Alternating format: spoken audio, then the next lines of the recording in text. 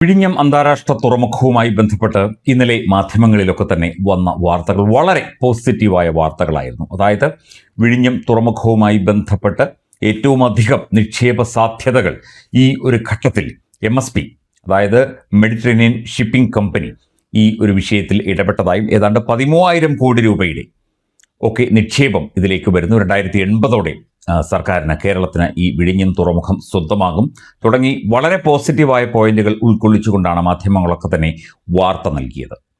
തീർച്ചയായിട്ടും അത് വേണ്ടതുമാണ്. എന്നാൽ ദേശാഭിമാനി എന്ന CPM മാധ്യമം, ഇവർ ഇതിനു മുൻപ് 6,000 കോടി രൂപയുടെ കടൽക്കൊള്ള എന്നാണ് 2015 വാർത്ത നൽകിയത് ഈ തുറമുഖത്തിൻ്റെ ഉത്ഭവവുമായി ബന്ധപ്പെട്ട്. അതായത് തെറ്റിദ്ധാരണാജനകമായ വാർത്തകൾ നൽകുക, അത് ശരിയായൊരു മാധ്യമ ധർമ്മമല്ല. നേരത്തെ അറിയാം എന്നൊക്കെ പറഞ്ഞ് ക്യാപ്ഷൻ കൊടുത്തിട്ട് ദേശാഭിമാനി ഇത്തരത്തിൽ ഉള്ള വാർത്തകൾ തെറ്റിദ്ധാരണാജനകമായിട്ടും ഈ നിക്ഷേപ സാധ്യതയെ ആശങ്കയായിട്ടും ഒക്കെ ചിത്രീകരിക്കുന്നത് ഒട്ടും ശരിയായ ഒരു കാര്യമല്ല.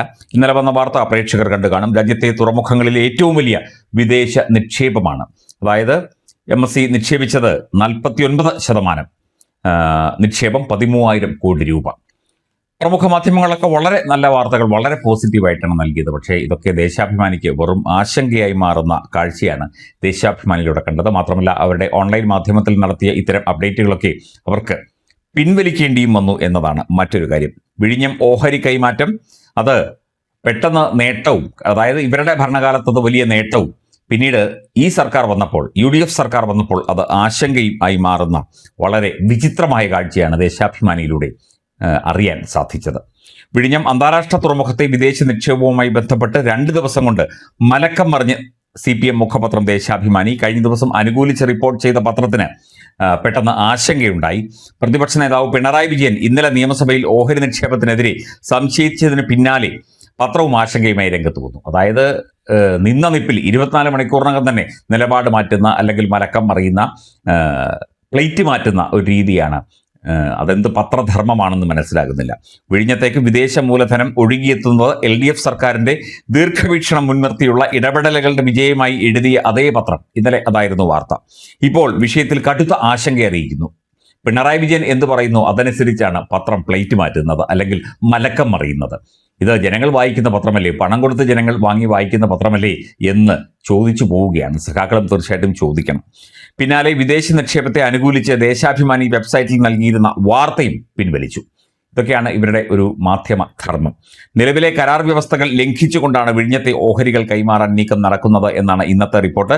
ഈ വിൽപ്പന തുറമുഖത്തിന്റെ നിയന്ത്രണം പൂർണ്ണമായി ആഗോള ഷിപ്പിംഗ് കമ്പനിയായ MSCക്ക് നൽകേണ്ടി വരും എന്ന് വിലയിരുത്തുന്നു. പ്രതിപക്ഷ നേതാവ് പിണറായി വിജയൻ നിയമസഭയിൽ ഇന്നലെ ഈ ഓഹരി കൈമാറ്റത്തെ വിമർശിച്ചു. കാരണം അദ്ദേഹത്തിന്റെ സർക്കാരിന്റെ ദീർഘവീക്ഷണവും മറ്റു കാര്യങ്ങളും ഒക്കെ പറഞ്ഞ് റിപ്പോർട്ട് ചെയ്ത് പിണറായി വിജയന് ചെറിയ ഒരു ഇഷ്ടക്കേട് കണ്ടു. ഉടനെ തന്നെ പത്രം നിലപാട് മാറ്റി, ലീഡും കാര്യങ്ങളും ഒക്കെ മാറ്റി വാർത്ത നൽകി. ഇത് തെറ്റിദ്ധാരണാജനകമല്ലേ? ഇതല്ലേ ആശങ്കാജനകം? നേട്ടമായി കണ്ടു, 24 മണിക്കൂറിനകം അത് മാറ്റി കോട്ടമായി കണ്ടു, ആശങ്കയായി കണ്ടു എന്ന ഈ നിലപാട്, നിന്ന നിപ്പിൽ മലക്കം പറയുന്നത്. പലപ്പോഴും വാർത്തകൾ തെറ്റായി റിപ്പോർട്ട് ചെയ്യപ്പെടാറുണ്ട്, ഖേദം പ്രകടിപ്പിക്കാറുണ്ട് മാധ്യമങ്ങളൊക്കെ തന്നെ, അത് പത്രമായാലും ദൃശ്യമാധ്യമമായാലും ഒക്കെ തന്നെ.